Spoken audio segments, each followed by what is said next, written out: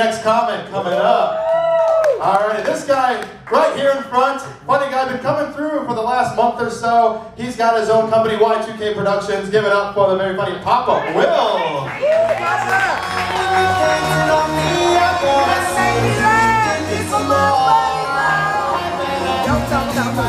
I'm off with it. I don't watch 5 black people come up here with hip hop get played. I come up here, what the fuck was that?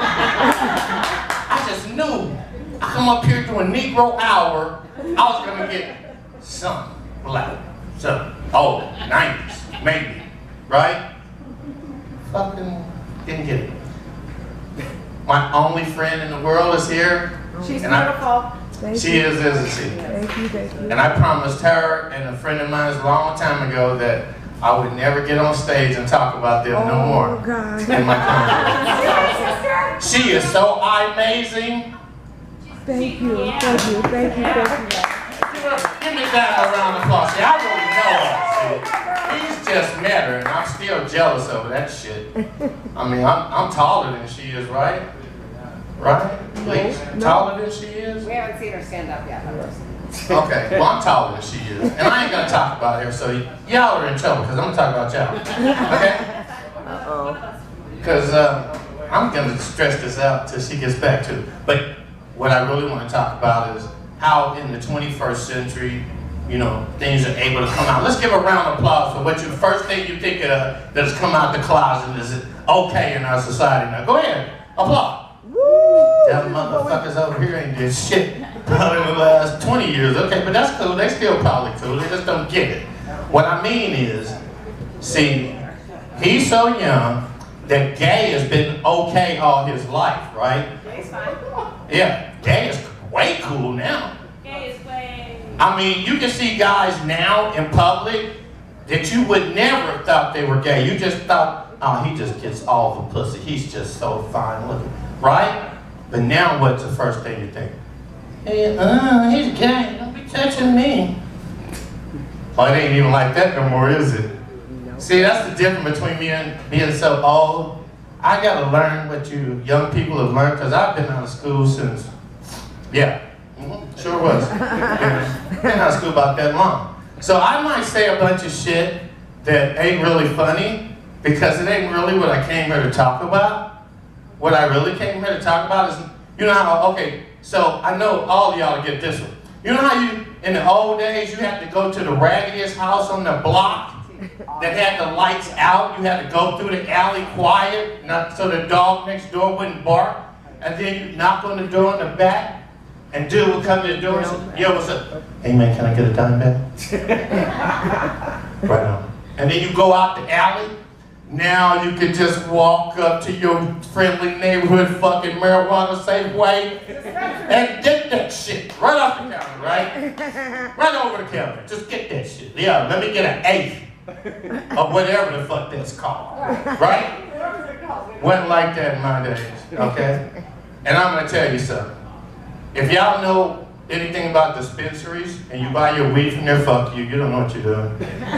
That's my friend right here. We are anti-government weed buying. Now say you don't get that. Yeah. The government owns all those dispensaries. Them and the rich white people that you never see in clubs like this, so I can talk about them instead, right?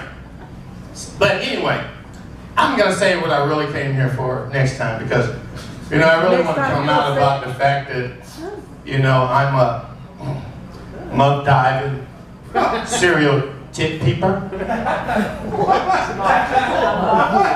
Yeah. Can you break that down for them? Serial. That means repeatedly. Tit peeper. That means each one of you women in here, including the ones that ain't been up. You're a tit peeper. Yeah, I've been peeping at your tits. Yeah, I did. I ain't gonna lie. Serial tit keeper. Serial tit peeper. You can't keep it unless you're Peeping. See, like when you walked across and bent over a little bit? Yeah. And when you first came in here, lady, woo! I saw you walk to the bar and I'm like, yes, 38. Stand by me. So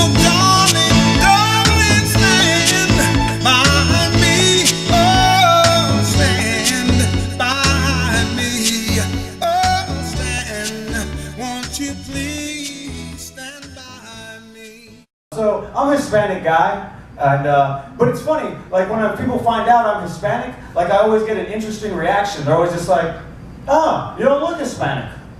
But I don't know how to react to that because they say it like it's a compliment. I was like, oh, you don't look Hispanic, you look good. Real sharp. I don't, thank you. No, you know, so he looks at me and goes, do you have a passion for cannabis? And I opened my sleeve and I was just like, I actually wear my passion on my skin. It's like, 'cause I have a chemical compound for THC and I've got some others. And he looks at everybody, including his employees, and he goes, that's dedication. Randall Crab Meat Thompson.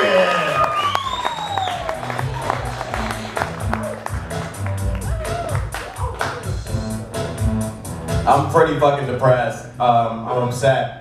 I'm upset because I heard about this orphanage that burned down in Seattle, and now the whole town smells like Teen Spirit. Oh, there's nothing funny about dead kids. Thought we were in Vegas. Where are my Muslims at? I saw a Muslim comedian the other day. I was laughing so hard I was Quran. I feel for you white people. I don't do a lot of white things besides wear this t-shirt and these pants, but you guys know the worst part about fucking a dead girl? No, I don't. It's putting all that dirt back, right? I gotta dig you up and I gotta dig you out. That's not fair. They say chivalry's dead, but I disagree, man. My last girl was. Situation's grave. Give it up for your host, Spiro, everybody. Keep it going for Randall Crab Meat Thompson. Fun little story about Randall is last mic I went to of his a couple weeks ago. He's like, I know someone that met your mom, and she's a bitch. And I was like, yeah, I could see that. I could totally see what happened, because my mom is a little bit hard to deal with. My mom's a rough person to deal with. But my mom lives in Chicago, so it was like one of those like, holy shit, like, word travels fast. I've been telling people this for years. Like, she's one of those people, she's super cool, but she's one of those, like, she's still kind of stuck like in the old days. Like, she thinks being gay is like a phase. My cousin just came out as a lesbian, and my mom's like, oh, your cousin Courtney's going through this phase. Like, I don't think that's a phase, I think that's just how she is. She's like, oh no, it's a phase. I'm like, okay. But when she found out, like, she came to me crying one day. She's like, Spiro, your Aunt Janine just told me that your cousin Courtney is a lesbian. I'm like, yeah, Mom, no shit. That's pretty obvious. She's like, she told you? I'm like, no, she had a Mia Hamm poster in her fucking bedroom. There's no other excuse for that shit. And she made the men's varsity basketball team as a freshman in high school. And fucking put the pieces together pretty quick there, Mom. I'm sorry. Are you guys ready for your next comment? Have a good compromise to end all the gun violence and debate in this country? I think we should get rid of all the guns, and we should legalize prostitution. Hear me out, hear me out. I think if we legalize prostitution, we'll have a lot more peace in this world. First off, nobody's gonna buy a gun anymore. Hell, everyone would be selling our guns for nookie money. We traded our AKs for BJs. That's what we'd be doing. There we go. I think women would probably rule the world if we legalized prostitution. Because let's face it, if anything, money is power in this world, right? And women would have all the money and therefore all the power. I feel like if you legalize prostitution, the richest person in the world wouldn't be Jeff Bezos, wouldn't be Bill Gates. It'd be the Asian lady in yoga pants who lives 2 doors down from me. Not as long as you stand by me. So darling, don't stand by me. Oh, stand by me.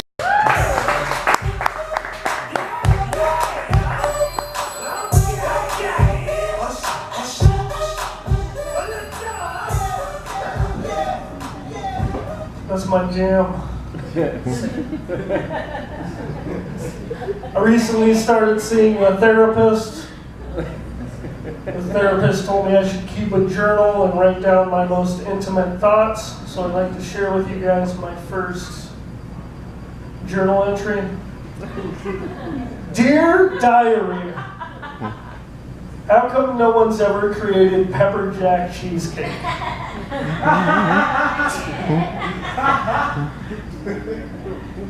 I don't know if you guys can tell, but I'm fat. For me, the hardest part about being fat is sometimes I can't always see my dick.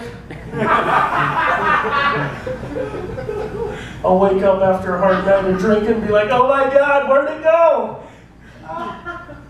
Can't see it at every angle.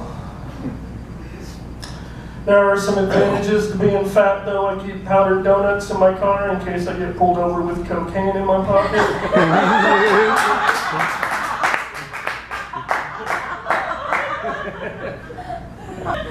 I'm a nervous eater, so I'm going to get off stage and make a smoothie made out of cocaine and cheeseburgers.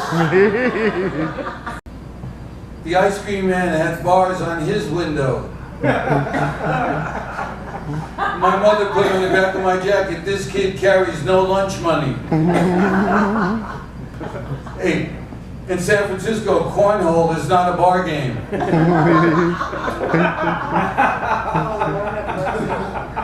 Boston, California, that's where they have community property laws. That's where your wife gets the property and you're not allowed in the community.